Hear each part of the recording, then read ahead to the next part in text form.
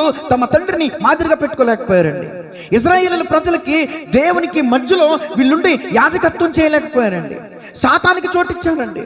సాతానికి చోటివ్వటం వల్ల వాళ్ళ హృదయాలని పునాదిని పాడు చేసేసాడు సాతాను. ఈరోజు ఎన్ని కుటుంబాల్లో ఎన్ని భౌతికమైన విశ్వాసుల కుటుంబాల గురించి నేను మాట్లాడట్లేదు సుమా, దైవజనుల కుటుంబాల గురించే మాట్లాడుతున్నా. అంటే ఏలెత్తి చూపించట్లేదండి. ఎందుకంటే దైవజనులు గొప్పగా వాడబడుతుంటే పిల్లల మీద టార్గెట్ చేస్తాడండి సాతాను.